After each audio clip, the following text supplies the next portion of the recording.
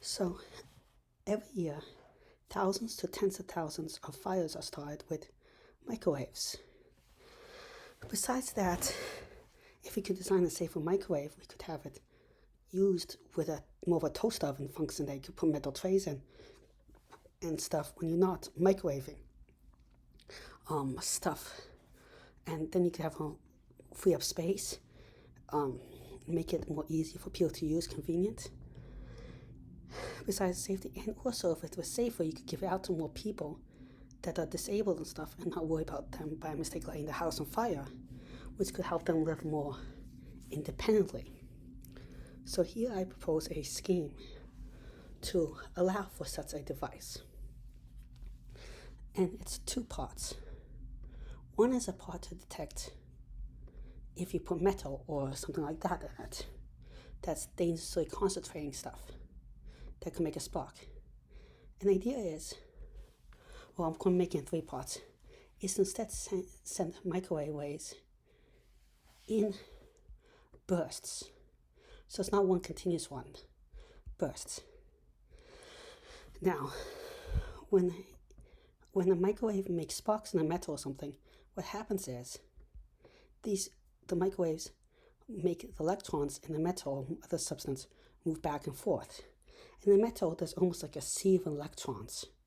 So the sea of electrons, where you have like an atom here, which I'm just drawing black, and then you have all these negative charges around it, can move back and forth because a microwave is electromagnetic radiation. It has an electric component and a magnetic one that can move these electrons back and forth.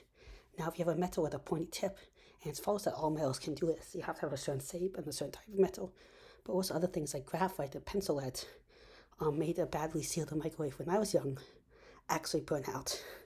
But anyways, those waves that are moving electrons in a metal can be forced into a small hole, gap. Like if it's pointed, that can cause it to interfere when it moves back and forth, a bigger and bigger wave until enough energy builds up and it causes a spark or high temperatures. Now, if we use a pulse, you can get rid of some of this.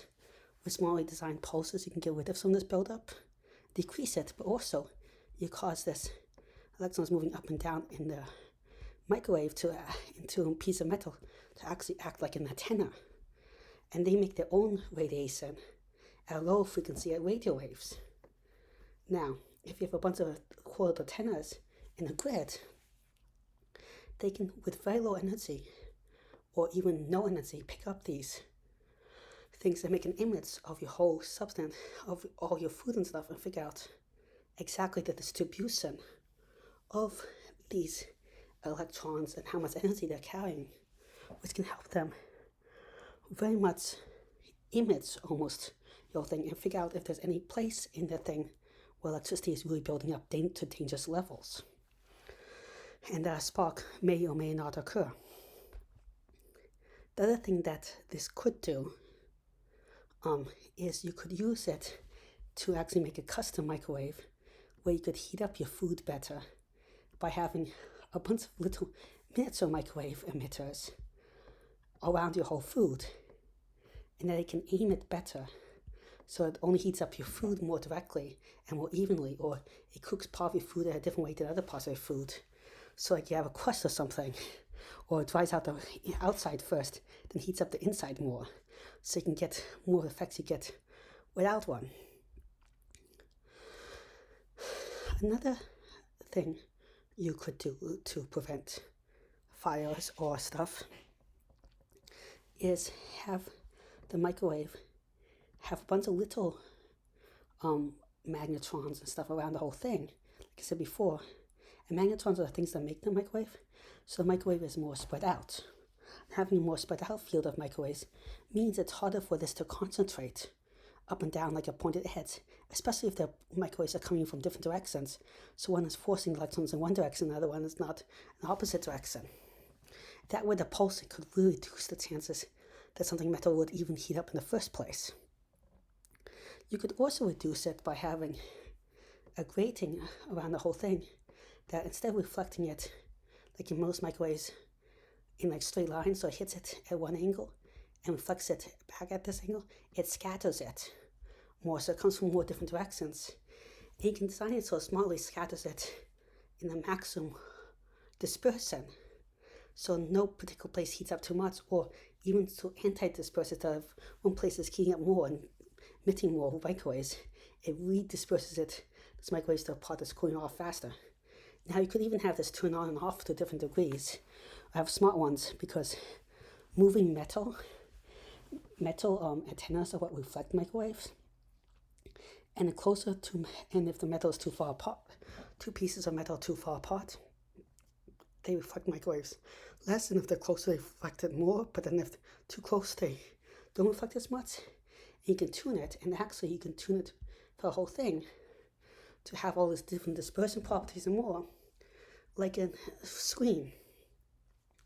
So a ton of opportunities with the dispersion, and combine these two methods together.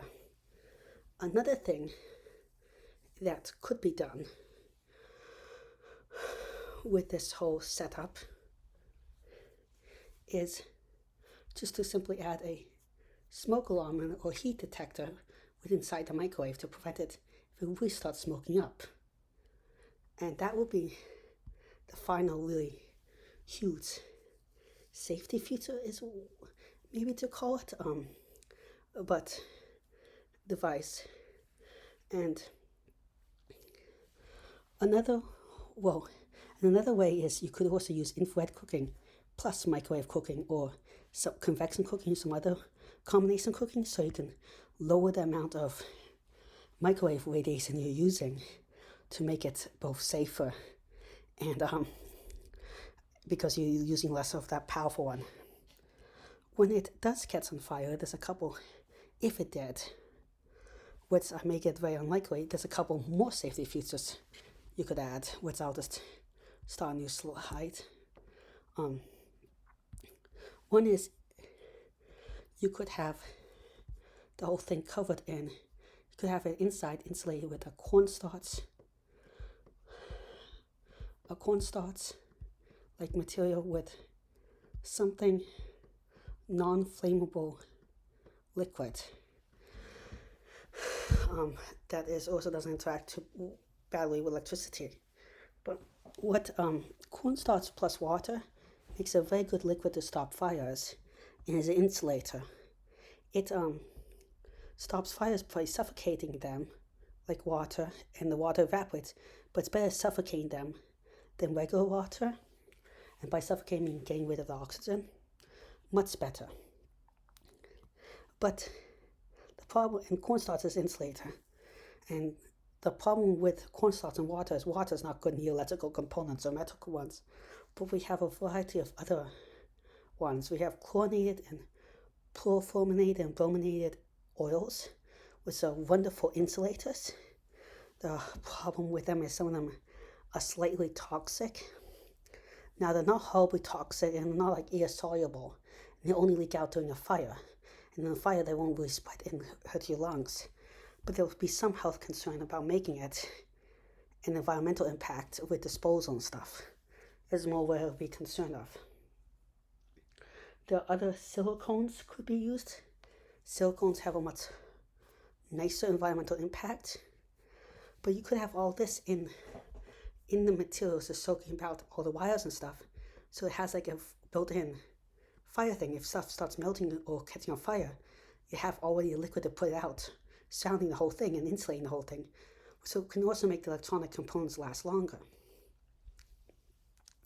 Another wonderful safety feature you could have is if it gets really hot and it starts a lot of pressure built inside, you can have pressure relief valves so it doesn't just explode as much.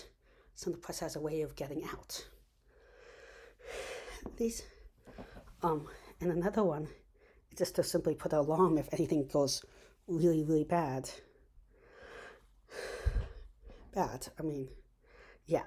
Warning system. And you could also have it, just build the whole thing from less flammable materials, replace the plastics with silicones or ceramics, replace the metals with less flammable metals. Aluminum is can be one of the more flammable ones. Stainless steel is less, steel is more. So you can figure out what's metals are less flammable or less likely to interact with certain circuits and look at the wiring diagrams, so it's less likely to be spark jumps. The idea I had with the liquid would actually, if you use the right liquid, would actually prevent spark jumps that could, with wiring, cause all the problems of flammability I've talked to you about before, and more. Well, I hope you found this interesting. Please like and subscribe, it really helps a 10 out. I'm trying to reach 1,000 subscribers in a year and 4,000 watch hours, which is really hard, but with your help, I think I can do it. Or if you have any ideas for future videos, comments, or suggestions, please leave in the comment section below. Again, thank you very much. Goodbye.